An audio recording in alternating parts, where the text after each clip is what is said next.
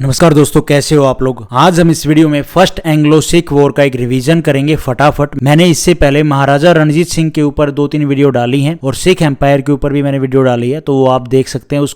उससे आपको टच मिल जाएगा कि सिख एम्पायर में कैसे कौन रूल करते हैं महाराजा रणजीत सिंह के बाद, उनकी मृत्यु के बाद, और कैसे सिख एम्पायर में मतलब जो आर्मी है वो कमजोर हो जाती है महाराजा रणजीत सिंह की मृत्यु के बाद। तो उससे आपको आइडिया मिल जाएगा, एक टच मिल जाएगी। फर्स्ट एंग्लो सिख वॉर इसीलिए हुई क्योंकि एक तो सिख एम्पायर में जो आर्मी थी वो बिल्कुल कमजोर हो चुकी थी और यहाँ पे थोड़ा सा डिस्प्यूट भी हो जाता है। वो देखो क्या होता है। लाहौर किंगडम मतलब महाराजा रणजीत सिंह की मृत्यु हो जाती है 1839 में। 4.5 साल तक यहाँ पे सब महाराजा कोई ना कोई बदलता रहता है।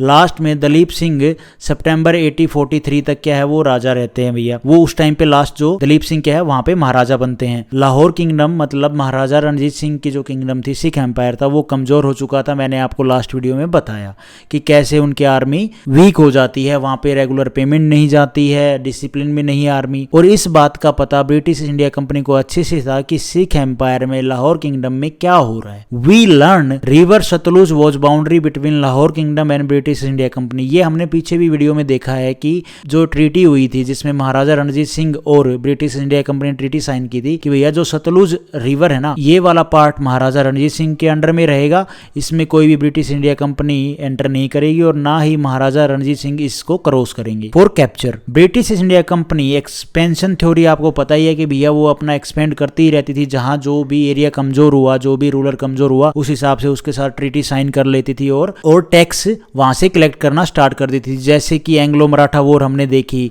फर्स्ट अफगान वॉर भी हमने देखी, जस्ट एंडेड इन। अब जो फर्स्ट अफगान वॉर है ना, ये एंडेड होती है 1842 में, जस्ट अभी अभी खत्म हुई है। सिंध वॉज एनेक्स इन 1843 में। मैसूर की भी आपने वॉर देखी। तो यहाँ पे क्या है, ब्रिटिश इंडिया कंपनी अच्छे से अपने आप को स्टैब्लिश कर देती है, वहाँ पे टैक्स कलेक्ट करती है और आराम से अपना काम करती है। जो रूलर है वो बिल्कुल वीक हो चुके हैं। अब अफगान वॉर में आपने देखोगे कि 1882 में बिल्कुल यहाँ पे ब्रिटिश इंडिया कंपनी अच्छे से उनको रगड़ती है और सिंध को भी एनेक्स कर लेती है। एंग्लो मराठा वॉर में तो आपने देख लिया मराठास का क्या हाल हुआ। 1845 में सिचुएशन वॉज टेंस और 1845 में जो सिचुएशन है वो थोड़ी सी टेंस हो जाती है ब्रिटिश इंडिया कंपनी और दलीप सिंह के बीच में, सिख एम्पायर के बीच में, जो लाहौर किंगडम है उसके बीच में। कैसे? लॉर्ड हार्डिंग गवर्नर जनरल बनते हैं भैया। ये सतलुज रिवर है, ये वाला सारा एरिया लाहौर किंगडम वाला, ठीक है, जो राजा रणजीत सिंह के अंडर में आता था, और ये सारा area British east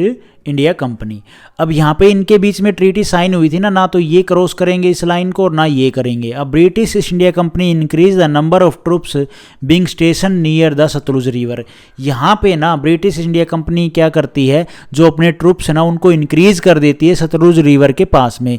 Lahore kingdom was confuse, और जो लाहौर किंगडम है ये क्या है, कंफ्यूज हो जाती कि भैया ये ब्रिटिश ईस्ट इंडिया कंपनी वाले करना क्या चाहते हैं, व्हाट्स गोइंग ऑन देयर, क्या चल रहा है वहां पे, ये क्या साजिश कर रहे हैं। In response to the British move, the Sikh army began crossing the Satluj on 11 December 1845 with some troops।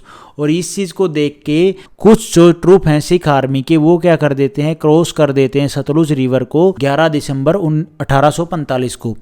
अब रणजीत सिंह की आर्मी यहाँ पे डिस्प्यूटेड एरिया, ठीक है, ये जो एरिया यहाँ पे जिसमें ये घुस जाते हैं और यहाँ पे ब्रिटिश इंडिया कंपनी के ट्रूप्स रहते हैं जिनकी संख्या बढ़ाई गई होती है, और ये सतलुज रिवर वाला, ठीक है, ये British India company.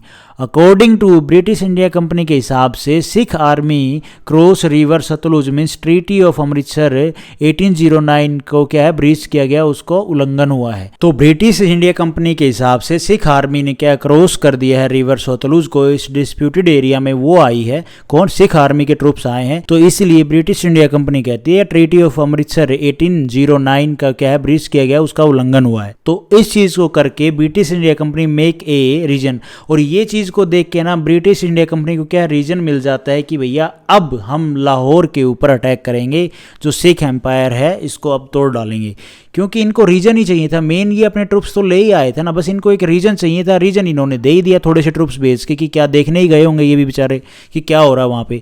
This provide the English with the justification to declare war. ये पॉइंट इनको मिल गया कि भैया सिख आर्मी की जो ट्रूप्स है इन्होंने क्या है सतलुज रिवर को इस साइड में क्रॉस करके आए हैं और ये ट्रीटी ऑफ अमृतसर का उल्लंघन किया है। इस चीज को करके वो भैया डिक्लेयर कर देते हैं वॉर। भैया लड़ाई तो होनी है, लड़ाई होनी है तो दोनों एक साइड में तो है ब्रिटिश इंडिया कंपनी के ट्रूप्स जिसमें 20,000 फोर्स है, और एक साइड में लाहौर किंगडम के 50,000 फोर्स। लीडरशिप किसके अंडर में है जो वीक है, किसके अंडर में? तेजा सिंह है आर्मी के जो मेन जनरल हैं, लाल सिंह है वजीर। अब ये क्या है, both were not capable for their seat, और ये दोनों क्या है, कैपेबल ही नहीं है जिन सीट पे ये बैठे हैं। Both support and shake hand with British India company, और ये दोनों क्या है, ब्रिटिश इंडिया कंपनी को सपोर्ट भी करते हैं, उनके साथ इनका हाथ मिला हुआ होता है। सिख आर्मी डिफीट एवरीवेयर, और इनके बीच में लड़ाई होती है। Battle first Anglo Sikh war होती है, वॉर इन 1845 में। वॉर स्टार्ट ऑन दिसंबर 1845 में और मार्च 1846 में एंड हो जाती है with the treaty of Lahore. Treaty के साथ में ये वॉर एंड हो जाती है और सिख आर्मी की हर जगह हार होती है। ट्रीटी ऑफ लाहौर में क्या था, ब्रिटिश इंडिया कंपनी बोलती है we agree Dalip Singh as a Maharaja, हम एग्री करते हैं दलीप सिंह महाराजा रहेंगे of Lahore kingdom, with his mother Rani Jindal Kaur regent, और उनके अंडर में मतलब जो रानी जिंदल कौर है ये सारा राजपाट संभालेंगी बिहाफ ऑफ दलीप सिंह, बस उनको टाइटल उनके पास रहेगा, दलीप सिंह के पास रहेगा। Also accept Lal Singh as a wazir, और लाल सिंह को भी वो एक्सेप्ट कर लेते हैं एज ए वजीर। और ट्रीटी में क्या बोला जाता है, ब्रिटिश इंडिया कंपनी बोलती है कि भैया जो आप अपनी सिख आर्मी इतनी बड़ी बना के बैठे हो इसको कम करो। British India company add some British soldier in Sikh army, और ब्रिटिश इंडिया कंपनी कहती है कि हमारे कुछ ब्रिटिश सोल्जर हैं उनको ऐड करो, ताकि वो किस लिए, ताकि वो नज़र रखें कि यहाँ हो क्या रहा है, बगावत तो ना हो जाए, फिर से ये अपनी एक आर्मी को स्ट्रॉन्ग ना कर लें फिर से अटैक करने के लिए। तो इसलिए क्या है, ब्रिटिश इंडिया कंपनी की हमेशा पॉलिसी रहती थी कि अपने बंदों को उसमें थोड़ा थोड़ा अलग हर डिपार्टमेंट में घुसा दो। तो ये चीज़ इस ट्रीटी में बोला गया। लाहौर में क्या है, ब्रिटिश रेजिडेंट इस्टेब्लिश, जो ब्रिटिश रेजिडेंट है, रेजिडेंस है, उसको इस्टेब्लिश किया गया, जहाँ पे ब्रिटिश इंडिया कंपनी का एक ऑफिसर बैठेगा जो सारा देखेगा कि सिख एम्पायर में यहाँ पे ये क्या मूवमेंट हो रही है, कैसे इनका ये चल रहा है। अंडर हेनरी लॉरेंस यहाँ पे क्या है, जो ऑफिसर है वो बनते हैं इस रेजिडेंस में। British India company want war immediately, British India company कहती है कि भैया हमें वॉर इंडेमेनिटी चाहिए, भैया हमें मतलब जो ये खर्चा हुआ है ना, हमारा नुकसान हुआ है वॉर में, उसके लिए हमें आप कुछ पैसा देना पड़ेगा आपको। और ये डिमांड करते हैं 1 करोड़ फ्रॉम महाराजा। महाराजा कौन है, दलीप सिंह, मतलब उनके बिहाफ में कौन काम कर रही है, जो ये जिंदल कौर है ये, तो इनसे ये 1 करोड़ रुपए मांगते हैं वॉर इंडिमिनिटी। लेकिन सिख कुड नॉट पे द एंटायर वॉर इंडिमिनिटी, लेकिन सिख क्या है वो भैया पूरा जो पैसा है वो नहीं दे पाते हैं। लाहौर किंगडम पार्ट, मतलब लाहौर किंगडम में कौन कौन था, जम्मू कश्मीर, सेल टू गुलाब सिंह, ये सेल कर दिया जाता है गुलाब सिंह को कि भैया ये आप ले लो टेरिटरी, और हमें रिटर्न में गुलाब सिंह क्या करते हैं 75 लाख रुपए महाराजा को देते हैं। मतलब क्या है कि दलीप सिंह महाराजा के पास, जिनके बिहाफ पे कौन काम कर रही हैं, रानी उनकी माता, उनकी दादी काम कर रही हैं जिंदल कौर, तो वो कहते हैं कि भैया हमारे पास इतना पैसा तो है नहीं, तो ये क्या करती हैं पैसा इकट्ठा करने के लिए जम्मू कश्मीर को बेच देती हैं, किसको, गुलाब सिंह को, और इसके रिटर्न में गुलाब सिंह इनको 75 लाख रुपए देते हैं। Also British India company annex Jalandhar को एनेक्स कर लेती है, 2 एरिया जो है जलंधर के आसपास का जो एरिया है, और Beas the Sutlej, between Beas and Sutlej के बीच में जो एरिया है वो ब्रिटिश इंडिया कंपनी क्या करती है, एनेक्स कर लेती है। The Sikh were not satisfy with the treaty of Lahore over the issue of Kashmir.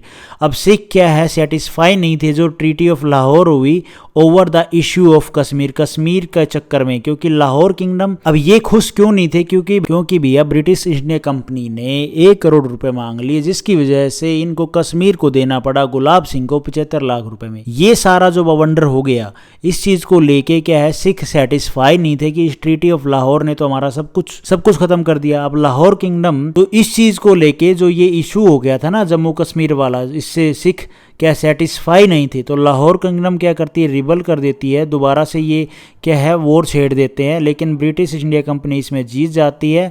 They stop this rebellion, तो मतलब क्या है, जो ये आवाज़ उठी ना लड़ाई की, इसको क्या है ब्रिटिश इंडिया कंपनी दबा देती है, जो भी ये रिबल होता है इसको ये दबा देते हैं, और इस लड़ाई में भी ब्रिटिश इंडिया कंपनी जीतती है विद ए ट्रीटी ऑफ भाई रोवल। तो इस ट्रीटी के साथ में ही क्या है ये वॉर भी स्टॉप कर दी जाती है। जो ये कुछ सिख एम्पायर में जो लोग थे, जो जनरल थे, या जो भी जिंदल कौर के कहने पे, जो ऑर्डर देने पे जो ये रिबल स्टार्ट हो गया था ब्रिटिश इंडिया कंपनी के खिलाफ on the issue of Kashmir, जिससे ये सेटिस्फाई नहीं थे, तो इसको भी स्टॉप कर दिया जाता है इस ट्रीटी के साथ में। एंड में ट्रीटी क्या होती है, ट्रीटी ऑफ भाई रोवल। अब यहाँ पे मोर ह्यूमिलेटिंग फॉर लास्ट ट्रीटी। अब काफ़ी ह्यूमिलेटिंग होता है इस ट्रीटी में फॉर सिक्स के लिए, सिख एम्पायर के लिए। This rebelled was happen because of Rani Jindal Kaur, क्योंकि यही तो ऑर्डर देती हैं कि भैया इन्होंने हमारा जम्मू कश्मीर 1 करोड़ रुपए मांग लिए, जिसकी वजह से हमें जम्मू कश्मीर को बेचना पड़ा 75 लाख में।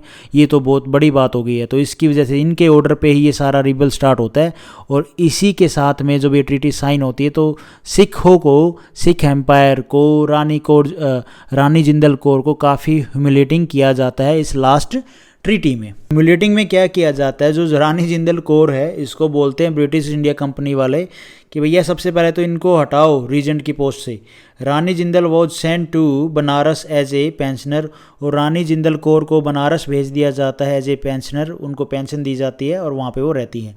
Under British resident Henry Lawrence क्या करते हैं, ए रेजिडेंसी काउंसिल वॉज मेड, एक काउंसिल बना देते हैं जो क्या करेगी, इस सारे एम्पायर को संभालेगी on the behalf of Dalip Singh. The residency council में कौन होते हैं, 8 सिख सरदार्स होते हैं इसमें, इस काउंसिल में। The residency council work on regent of Maharaja Dalip Singh, जो यहाँ पे इनकी दादी काम कर रही थी ना, तो उसी पोस्ट पे जो ये काउंसिल है ये काम करेगी। महाराजा कौन रहेंगे, दलीप सिंह रहेंगे। This is the treaty of Bhairowal, दिसंबर 1846 में ये ट्रीटी का एंड होता है, और इस ट्रीटी में ये चीज़ें मनवाई जाती हैं। As a result of this treaty British resident become the real ruler of Punjab, और इसी ट्रीटी के साथ में जो मेन रूलर हैं पंजाब के वो कौन बन जाते हैं, ब्रिटिश रेजिडेंट। क्योंकि काउंसिल किसने बनाई, इनके द्वारा बनाई गई। बंदे कौन इनके हिसाब से बैठाए गए, ये जो 8 सरदार थे इस काउंसिल में ये इनके हिसाब से बैठाए गए। कंट्रोल कौन करेंगे पूरे इस सिख एम्पायर को, जो ये लाहौर वाला एरिया, पंजाब वाला एरिया, पूरे पंजाब को कौन कंट्रोल करेगी, ये काउंसिल करेगी। किन के ऑर्डर पे, ब्रिटिश रेजिडेंट के ऑर्डर पे, है ना। महाराजा तो बस नाम के हैं, दलीप सिंह।